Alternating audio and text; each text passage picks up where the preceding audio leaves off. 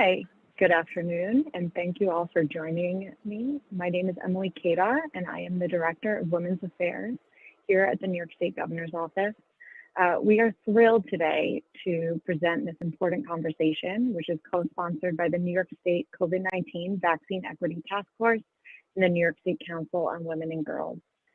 This conversation is part of ongoing work that we have been doing here in New York that is really prioritizing vulnerable and underserved communities, making sure that they have access to the vaccine, dispelling myths about the COVID-19 vaccine and about COVID-19 itself, and really trying to remove any barriers to safe healthcare. We know that vaccines are safe, effective, and are the greatest protection that we have against COVID-19. As of this morning, 52.3% of the total population of New York State has received one dose of the vaccine, and 63.9% of all New Yorkers over the age of 18 have received their first dose of the vaccine. So that is great news. But again and again, those of us that work in healthcare here in New York are hearing that there are particular concerns and questions around the vaccine from women who are really want to do what is best for themselves, want to do what is best for their families, and just have a lot of questions about how the vaccine may affect them and the many healthcare decisions that they make throughout their lives around children, not having children, about the safety of how the vaccine may affect their fertility. There's just a number of different questions out there. And now that the vaccine has been approved for children 12 and up, there are a lot of questions about how children should be receiving the vaccine and the safety there, and the decisions that parents should be making. So we thought that this would be a great opportunity for the Vaccine Equity Task Force and the New York State Council on Women and Girls to come together and really have a conversation that brings together some of our top medical experts, that is rooted in science, that is no judgment, that will allow us to really explore these questions, will allow the attendees to ask questions themselves, and hopefully anyone who is present for this conversation here today will walk away with the information they need to make the best decisions for themselves, for their families, and whatever that means to them. So we're really so excited, and I'm just going to go over, if we could go to the next slide, please. I will go over what you should expect today. We have truly like a rock star panel of doctors and public health experts with us today. We're going to start off with Dr. Betsy Rausch-Fung, who is the medical director of the Bureau of Immunization for New York State Department of Health, and she's going to walk through some of the science behind the vaccine and how it was developed. Then we will hear from Dr. Camille Clare, who is the chair of obstetrics and gynecology at SUNY Downstate Health Sciences University, and also the chair of District 2 of the American College of Obstetricians and Gynecologists. And she will really explore some of those specific questions that I was talking about in regards to women's health. Then we will turn the program over to Dr. Maria Molina, who is a pediatrician at Somos Community Care Network. Somos has been a vital partner in setting up all of New York State's mass vaccination sites and also distributing the vaccine through their community centers. And then finally, we will hear from Dr. Mira Shah, who is the Chief Medical Officer of Planned Parenthood Hudson-Peconic, which has also been doing amazing work reaching their patients and working with them to distribute the vaccine and really answer their burning questions. And then lastly, and I would say maybe most importantly, we're going to open it up to a Q&A. We're going to hear directly from you all, get your questions, and with my colleague Julissa Gutierrez, who is the Chief Diversity Officer of New York State, we're going to pose those questions to our esteemed panel of doctors here. So if you could go to the next slide, please. We have an email address where if you would like to ask a question, there are some of you who asked that question in advance, but we would also love to have your questions while the panelists are speaking and presenting. And you can email those questions to COVID-19 vaccine equity at health vaccines.ny.gov. So please feel free to get those in, and we'll try to get to as many as we can in the constraints of this program. And so without further ado, I would love to turn it over to the first of our fantastic panel of doctors and hear from Dr. Betsy Rausch-Fung of the New York State Department of Health. Dr. Rausch-Fung. Thank you. If you can go ahead to the first of my slides. I'm going to be talking today about COVID-19 vaccine development and the science behind them. And this is a CDC graphic that I really like to illustrate the processes of vaccine development and ongoing safety monitoring. Probably the first thing that strikes you when you look at this is the rainbow colored stripes, but you might notice within each stripe or bar, there are various boxes. And over on the left in the basic research, orangey color, there are more boxes.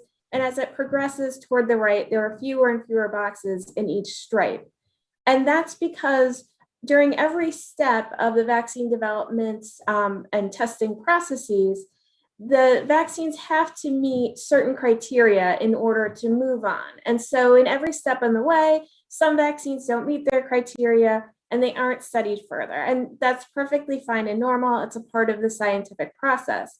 But that means that by the time that vaccines get to human studies, which we call clinical trials or clinical studies, they've already shown some basic level of safety and effectiveness in laboratory and animal studies. And then there are 3 phases of clinical trials in humans, each with more and more participants, and more people participating means that there's more data to show safety and effectiveness.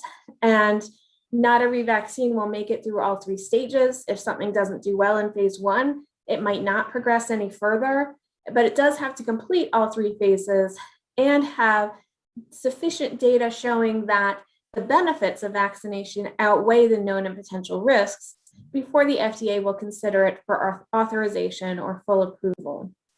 Another thing I like about this slide is it doesn't stop at FDA approval.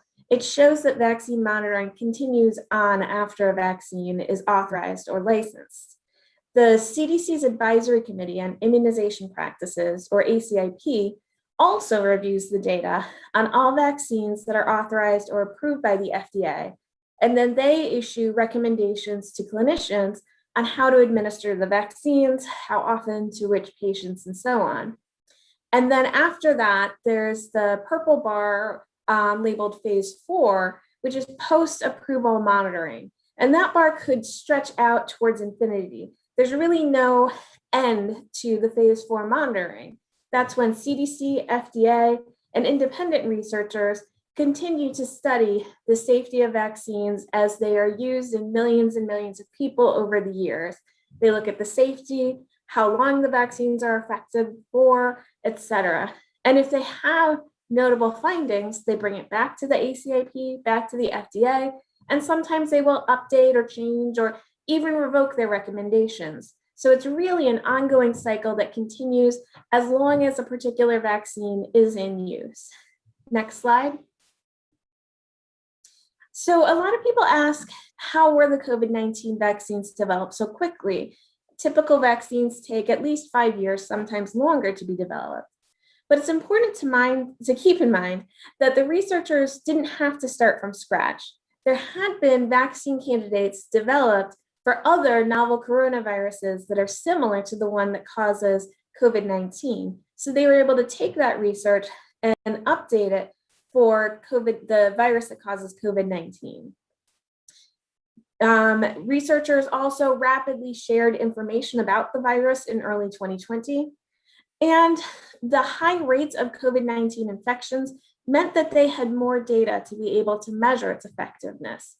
When researchers are studying very rare diseases, sometimes they have to study them for many, many years in order to have enough data showing that the vaccine prevented disease.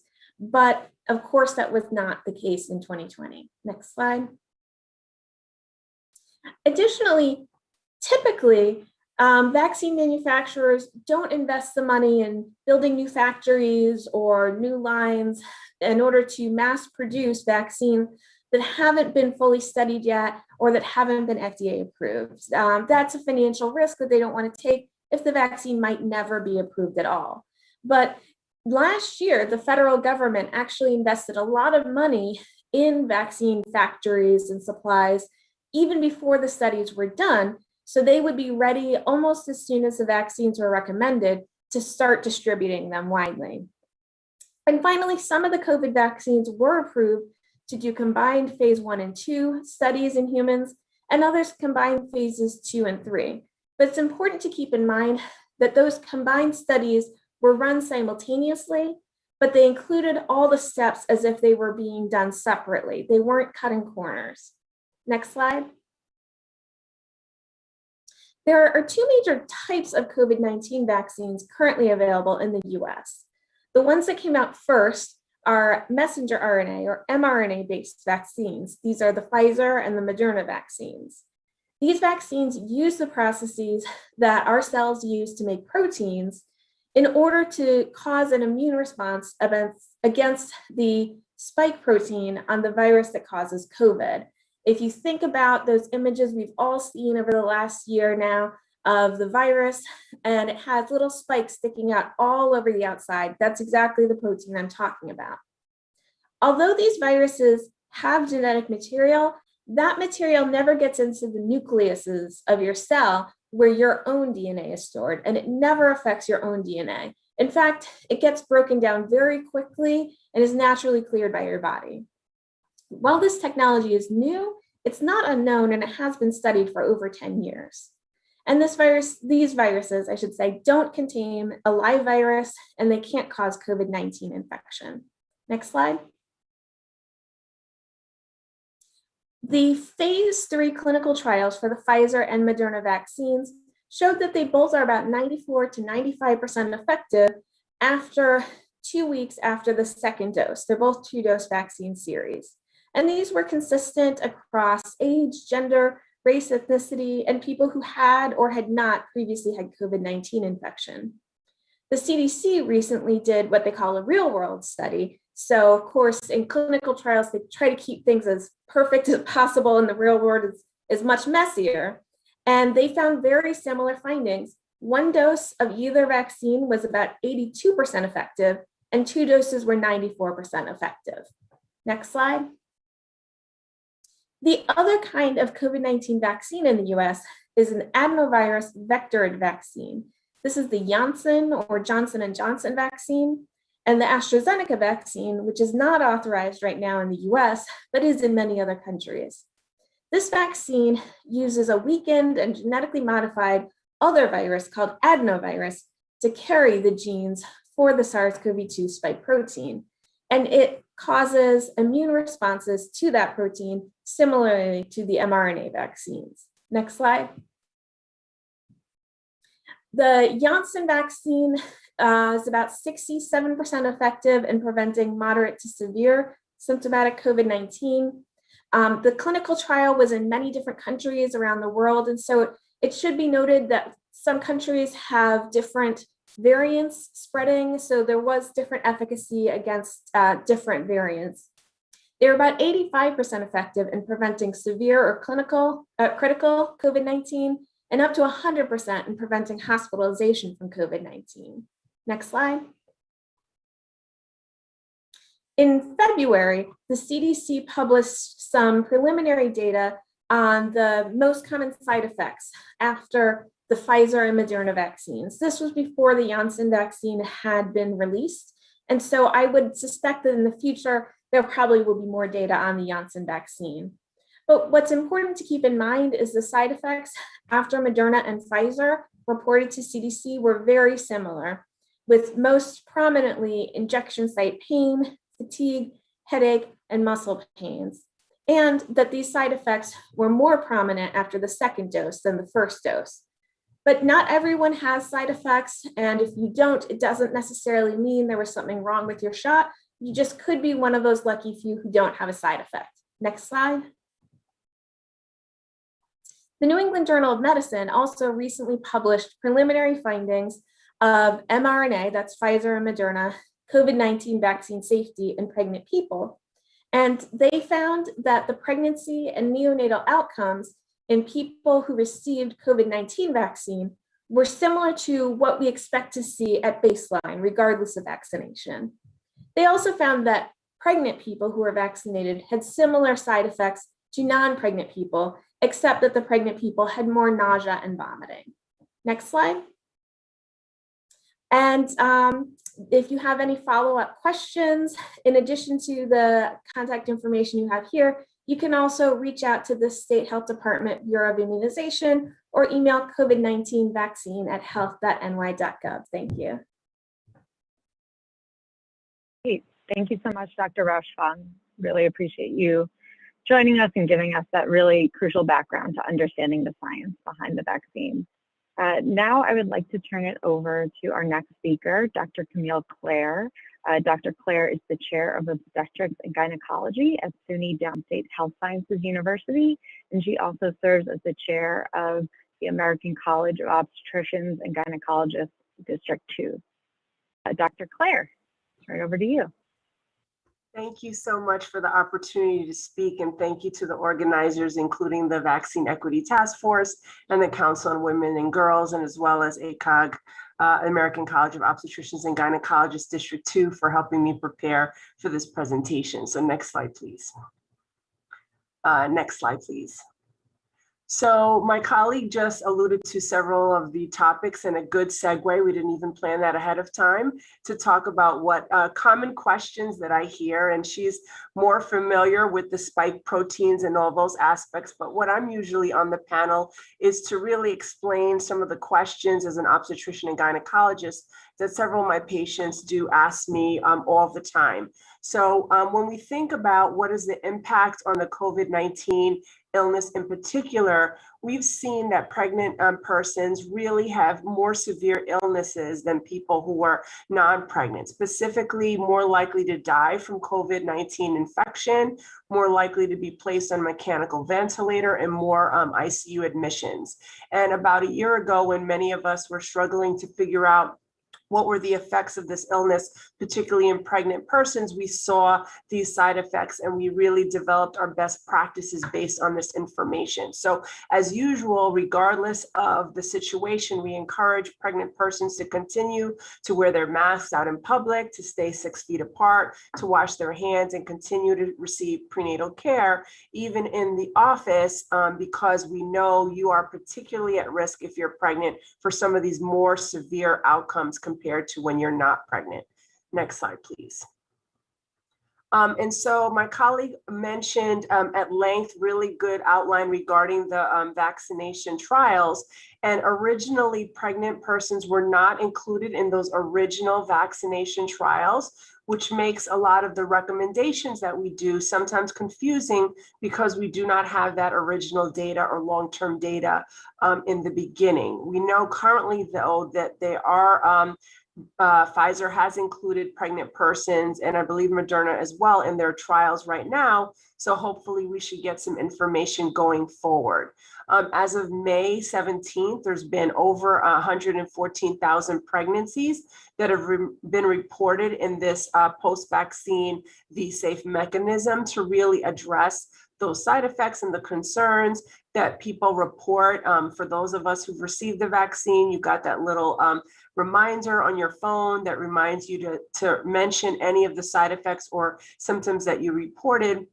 And we know that several pregnant persons are being included. So hopefully over time, we'll get some of this data that we didn't originally have. So far, the registry has about 5,000 patients included in it. And so again, long-term follow-up, and eventually we will have that. And a lot of this original data came from healthcare workers that originally received the vaccine because they were at high risk. They were taking care of these patients. They happened to be pregnant at the time, and they made that decision to obtain the vaccine early on when it was available. Next slide.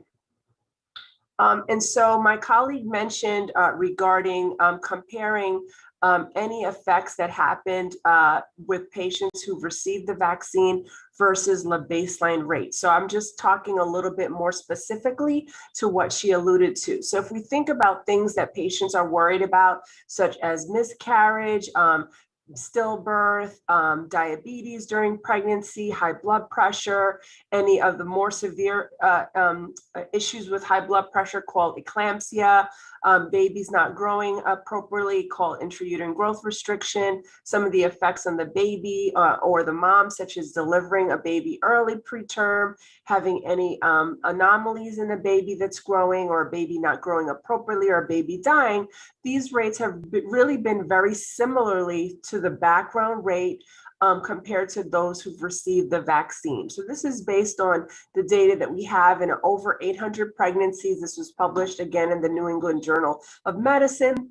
Also looking at the complication data that again was alluded to by my colleague in the Advisory Committee on Immunization Practices. Next slide, please.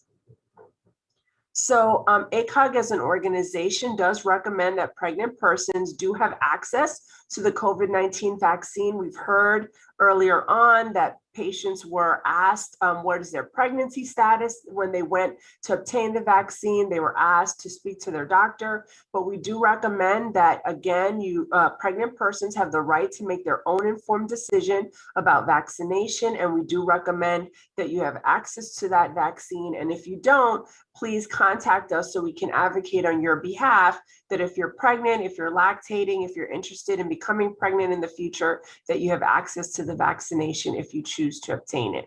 Next slide, please.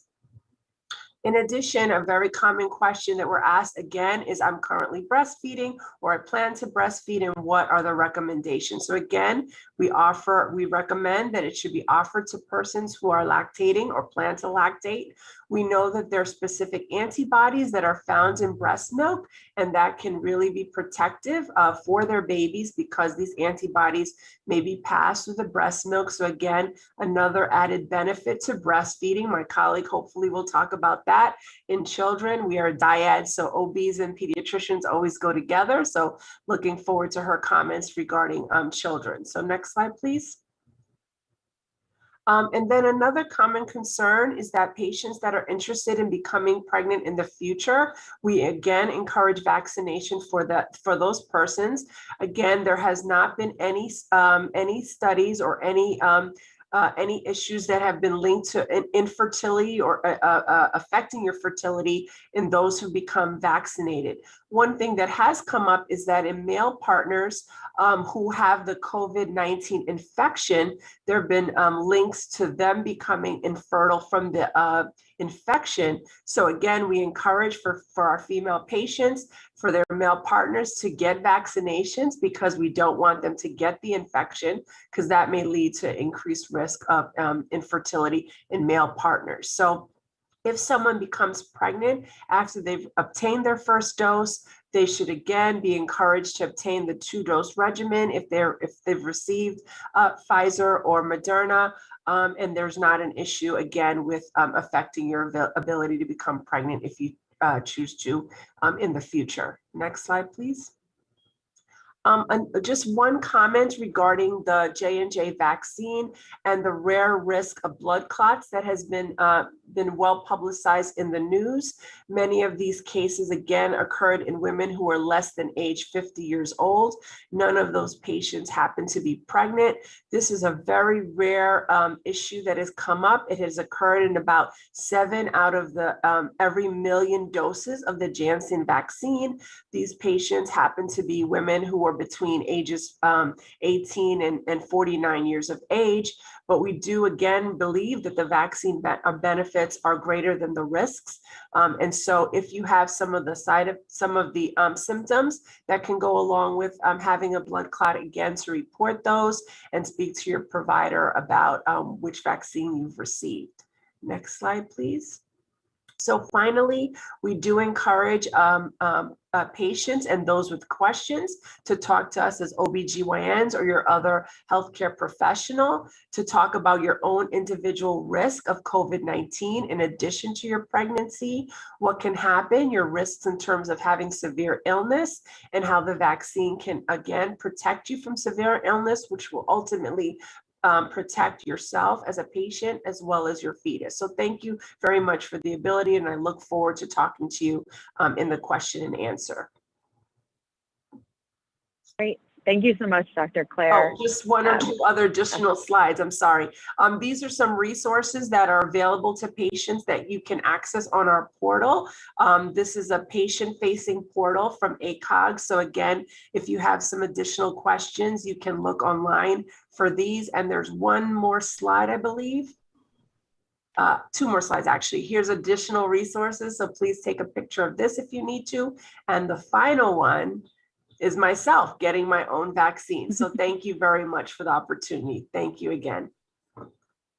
Thank you, Dr. Claire. And that is a fabulous picture. And I love you putting your money where your mouth is and going and getting vaccinated and talking about your personal experience. That I think was such a great overview of all of the different issues. And I'm sure we are going to dive into more of those during the Q&A. For now, I'm going to turn it over to Dr. Maria Molina from Somos Community Care Network. I'm so thrilled that she is on the panel today to really speak to her experience as a pediatrician and how she is providing care for young patients around the COVID-19 vaccine. Dr. Molina? Hi, thank you. Thank you for having me. Like you already mentioned, I'm a pediatrician and member of Somos Community Care.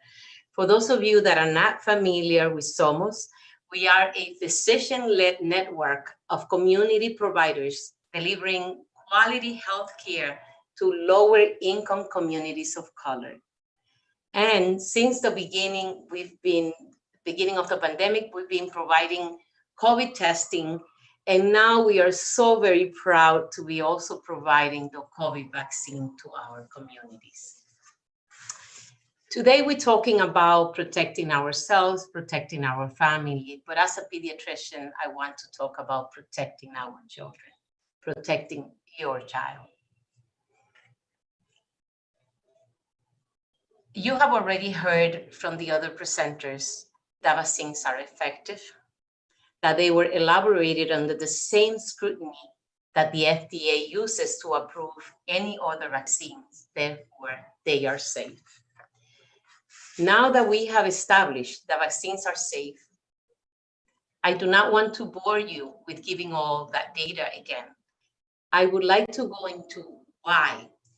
Why should children be vaccinated? Why should you vaccinate your child? Since the beginning of the pandemic, we have been hearing that children are not as affected as adults, that ICU and death due to COVID is much lower in children, but COVID is not an insignificant problem in childhood.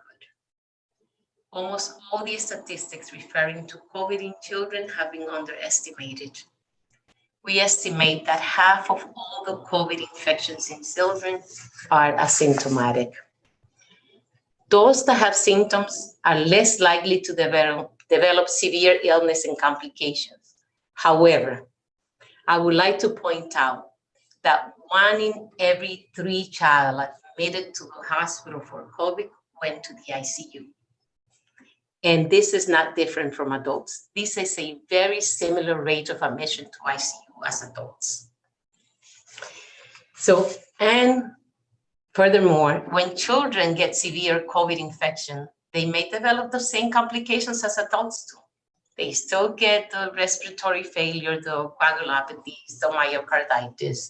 They get multi-organ failure. So it is a serious condition in children as well. As I mentioned, about half of the children infected with COVID don't get symptoms.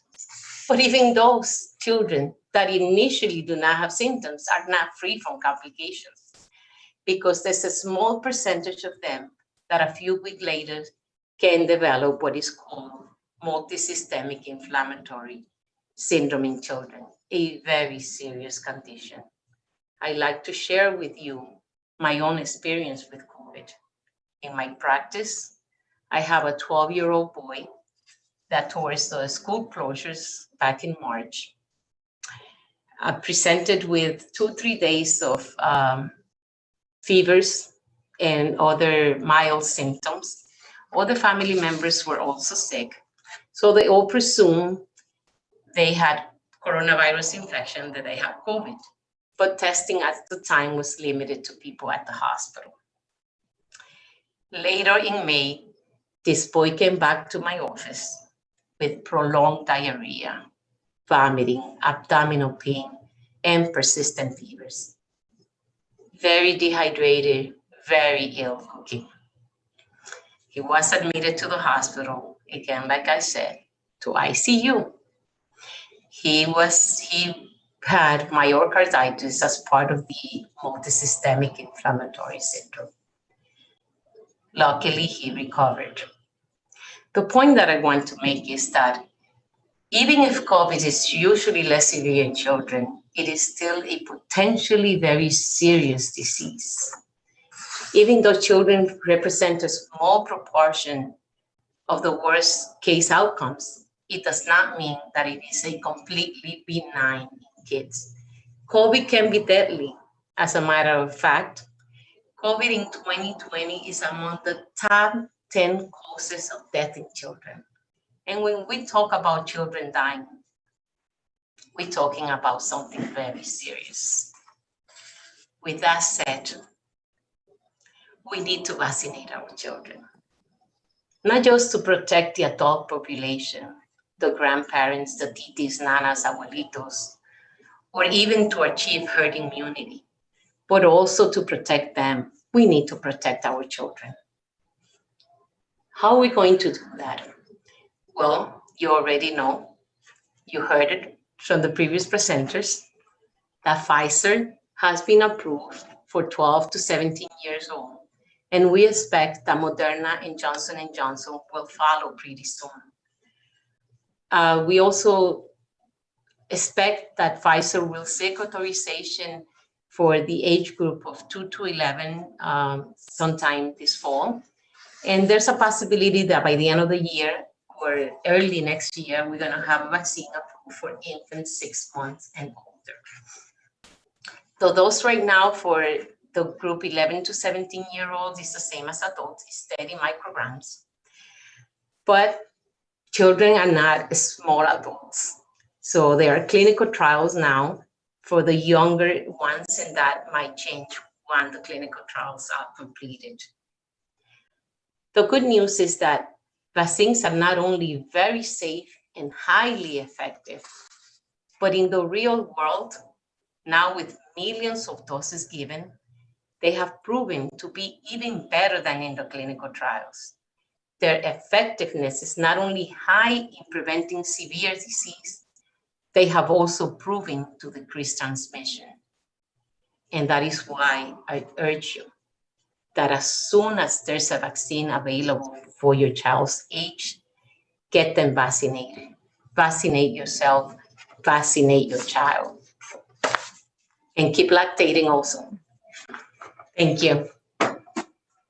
Thank you so much, Dr. Molina. I really, just listening to you speak, I was just thinking about how often we minimize the experiences of children during the pandemic and the very real health impacts that this has had on young people and on children. And so I really can't thank you enough for highlighting those experiences and talking about what's at stake here as we are thinking through these decisions.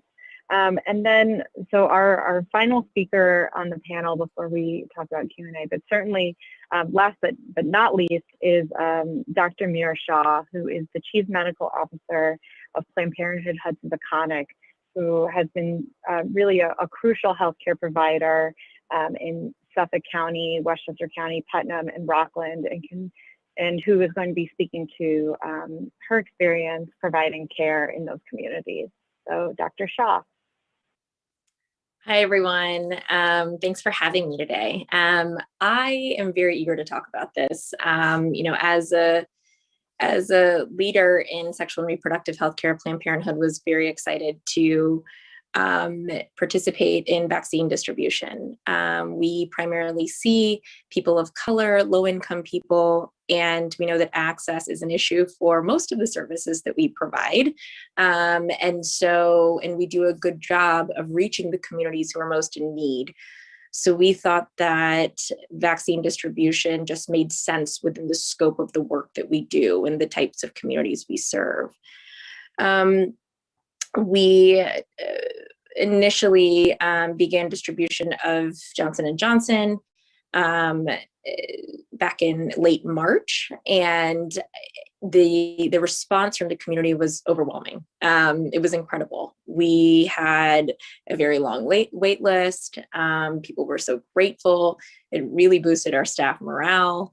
And we got patients from that. It actually helped reverse stigma that unfortunately our organization faces, and just great. And now that the vaccine is open for distribution to anyone who is eligible, unfortunately, we have found some hesitation from the communities.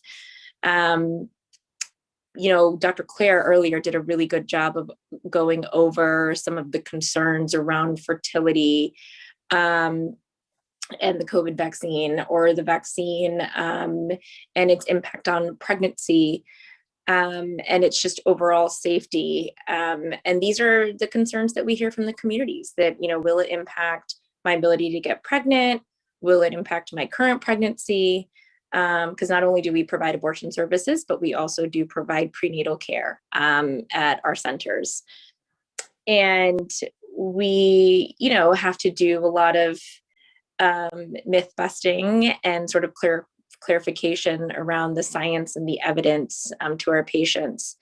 But there's a lot of history there with communities of color in particular being lied to and being told that they were, or not being told that they were part of trials. And, you know, many of us on this call know and are fully aware of that history. And so we have to be super mindful of that. And that oftentimes this hesitation does stem from that history and gets inherited through generations. And so we have actually found it quite difficult to vaccinate many of our adult patients because of the hesitation. The current sort of, most of, I would say, patients outside of their concerns with the vaccine and its impact on sexual and reproductive health really just come down to, you know what, I just want to wait and see. I want to wait and see, you know, what happens, the people who are currently vaccinated, I just want to make sure that they end up being safe and they don't have any long-term consequences from the vaccine.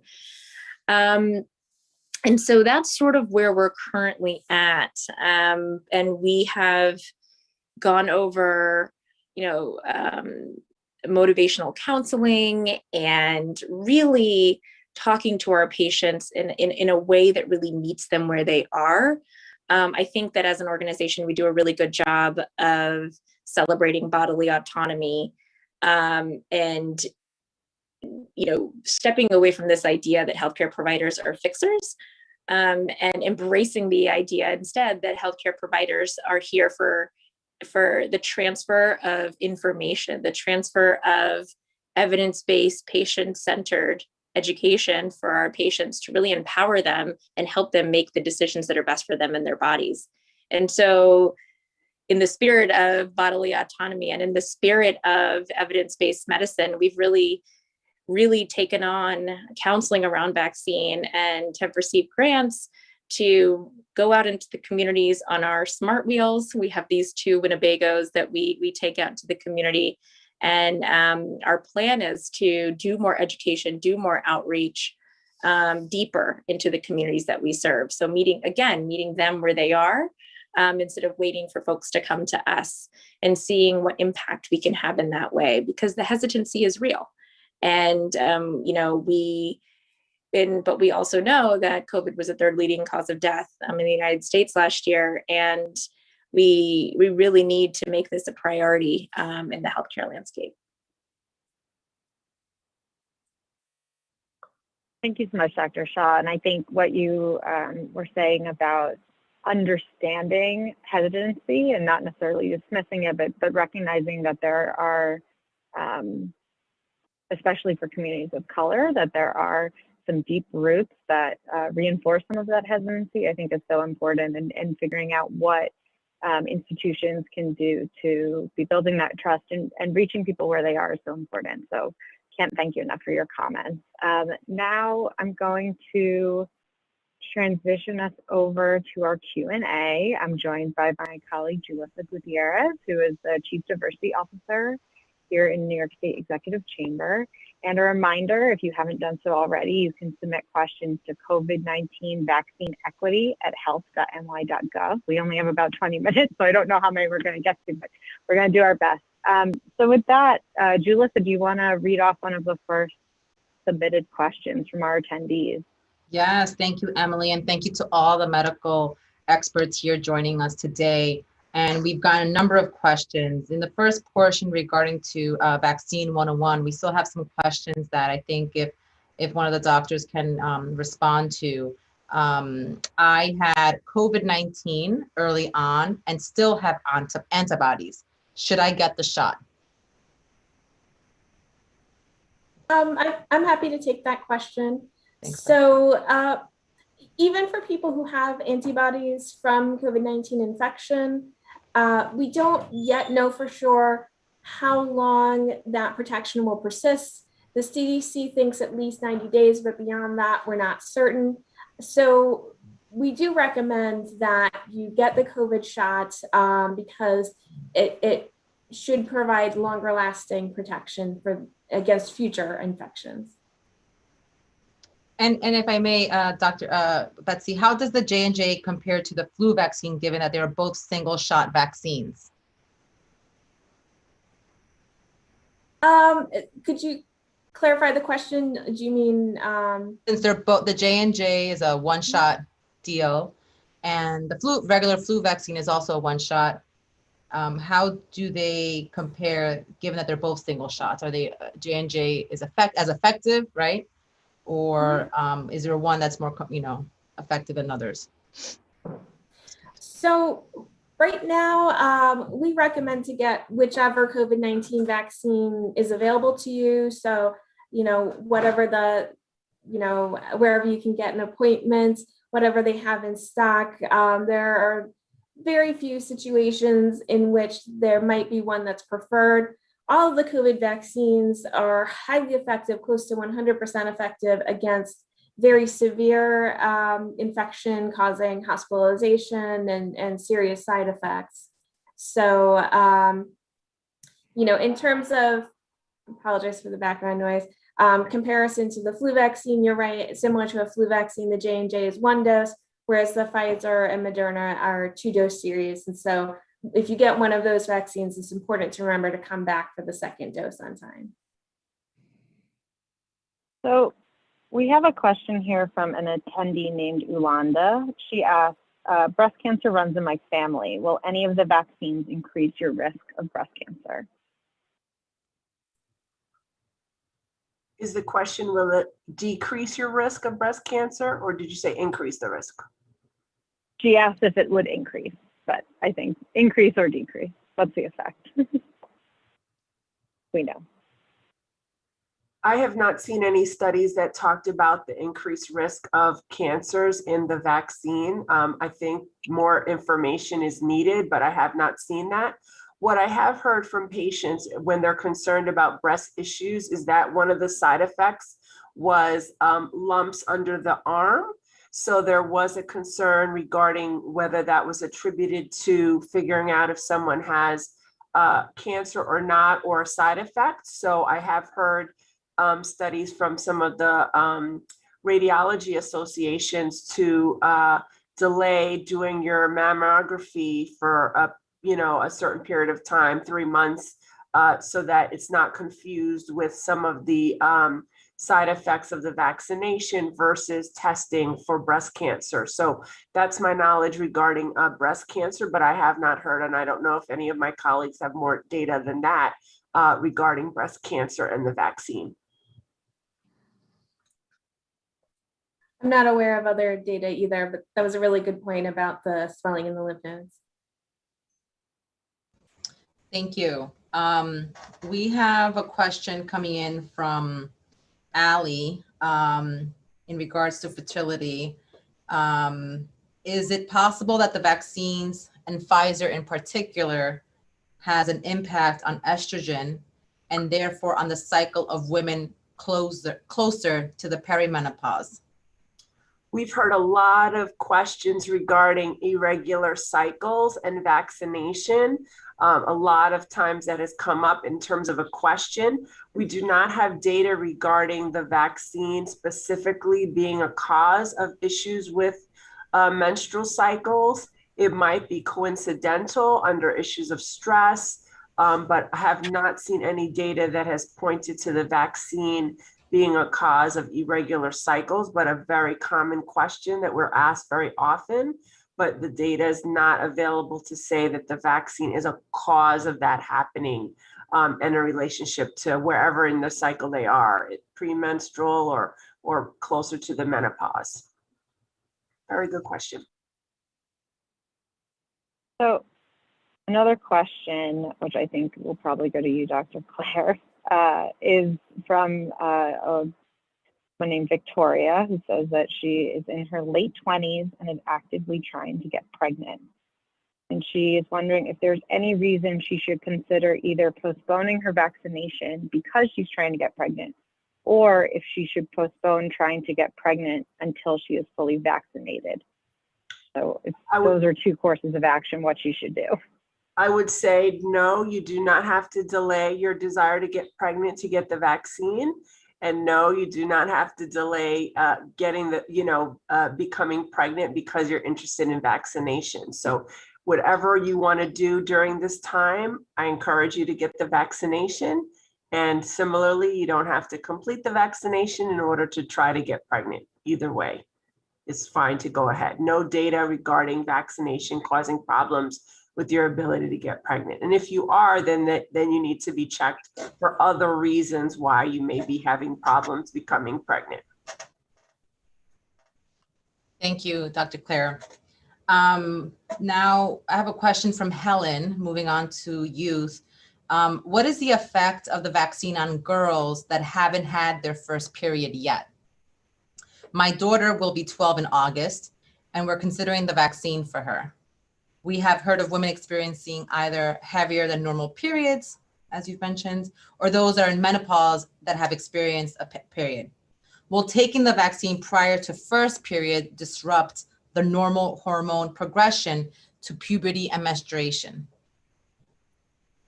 I think that I like to remind people that we've only started vaccinating 12 and older. However, we've heard here multiple times already that this has nothing to do with your fertility, with your reproductive system, and there should be no reason why, except like Claire already mentioned, that you might be under a lot of stress from getting the vaccine, so people start experiencing a lot of things that are related to stress and not necessarily to the vaccine. Now, clinical studies are going on right now with children 2 to 11, and we should have more data, but no, we do not expect that, not from everything that has been published, everything that has been studied, and from the millions of doses that have been given already. I hope I answered your question. Yes, Dr. Molina, thank you. And if anyone else wants to chime in, or we have many more questions, so Emily will move on to the next one.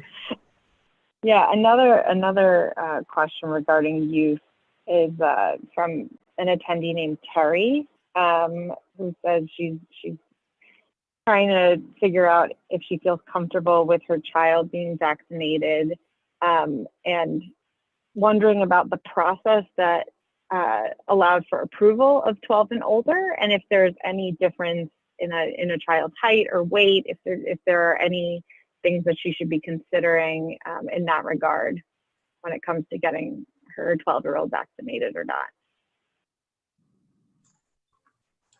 Well, like it was mentioned before, there's been no corners cut in the development of this vaccine. Not only the knowledge was there, the messenger RNA was studied before for more than a decade, and the clinical studies are there.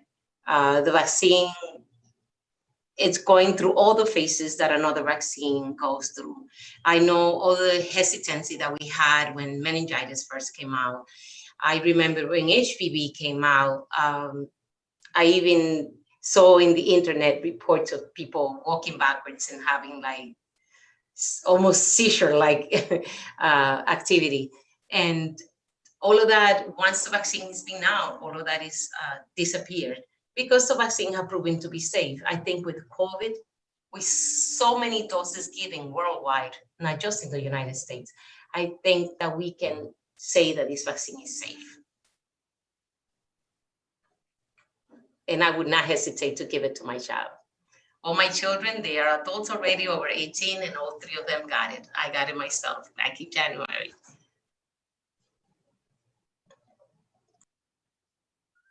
So we got a question, or Gillis, do you want to ask one? Sure.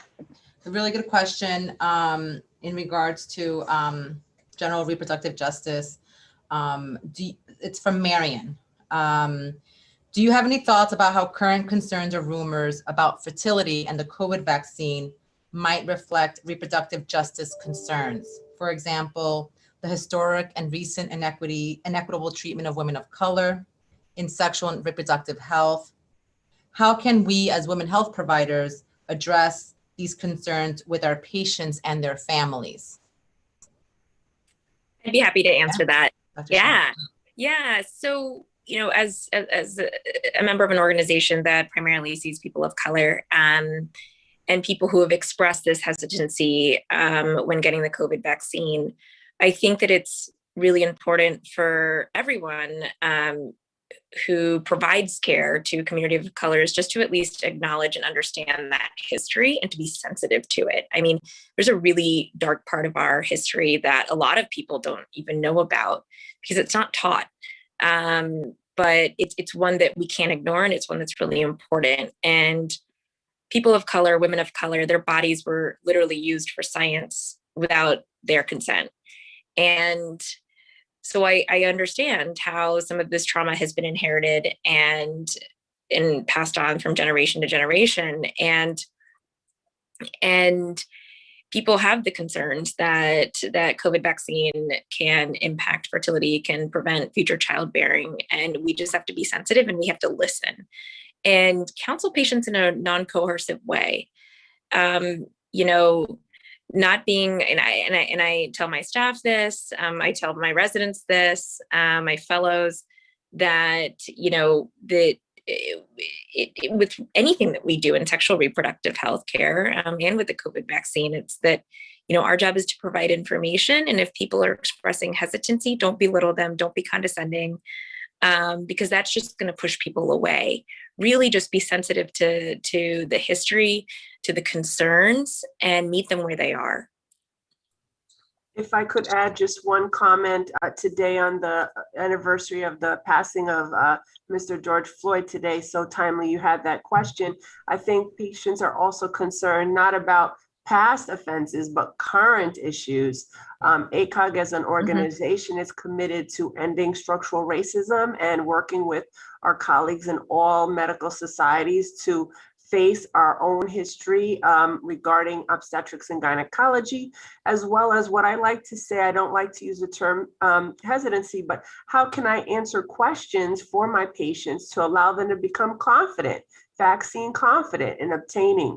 And the only way I can assure them in becoming confident is by answering their questions and finding out why they're concerned about getting the vaccine or not, and what can I do, especially in light of the information that we have, to allow them to, again, have access to it, have equitable access to the vaccine if they want, and again, be confident in their decision because they have all the information that they need to make the right decision for themselves and for their families. Thank you. Yeah, that's a really important points. Thank you both. We have a question from Shelley. She is currently pregnant and she has already received the vaccine early in her pregnancy. And she's wondering if she may need to get a booster by the end of her pregnancy, and if you all have any information on what may be coming down the pike in regards to boosters. And we also, sort of tied to that, had a question from someone, Pat asked if there's a certain, how far along someone should be in their pregnancy when they get the vaccine, if there are also timing considerations there. I'll answer the second question first, and maybe my colleague will assist me regarding information regarding the booster. That's why I never sit on these panels alone. I would say that there's no recommendation on the timing during their pregnancy and during your pregnancy when to receive the vaccine. You can receive it at any time. Sometimes there's a concern in the first trimester regarding a temperature, having a fever. And so sometimes patients are concerned about a fever in the first 3 months and whether that's linked to anything, any other issues that can happen. But you can actually get the vaccine at any time during the pregnancy. No recommendation of one trimester versus the other. I haven't heard any data regarding the need for a booster during the pregnancy in particular, but I defer to my colleague to talk about boosters in general, but nothing that I've heard regarding recommending boosters for COVID-19 in pregnant persons. I can say that several, if not all of the manufacturers are studying how long the effectiveness from the initial vaccine or two-dose series lasts. And some of them have started to do studies of boosters. Right now, we don't have enough data yet to say whether or not there will be a booster recommendation in the future, but it is being studied and it's a possibility, but not something recommended just yet. Thank you. So wanting to be respectful of everyone's time, both our many attendees who we cannot thank enough for joining us today, but also our esteemed panel of doctors who have really been so tremendous. I just want to thank you all for joining us. This has been really informative for me. We have tons of questions that unfortunately we weren't able to get to, but I think a lot of them were along the same themes, asking questions about fertility, just trying to get more information about how this can impact us as we're trying to make these decisions for our lives. And it can be really stressful and difficult to be taking in all of this information, trying to feel, I love Dr. Claire, what you said about being vaccine confident, not focusing on hesitancy, but rather confidence. And really trying to, I appreciate how all four of you as doctors are trying to meet us where we are. And so I cannot thank you all enough for sharing your knowledge and your wisdom here today. And I really thank all of the attendees for joining us and listening and submitting these really wonderful questions. We have tons of information available on the New York State website about COVID-19, about the vaccine. And so I encourage you to continue to listen and learn and hopefully feel confident in making the best decision, whatever that may be, for yourself and for your family, and really protecting your health here. So there's on the slide, the URL where you can get more information. And again, thank you so much to all four of our panelists for a really tremendous conversation today. Thank you so much. Thanks for having me. Thank you. Good night. Thank you.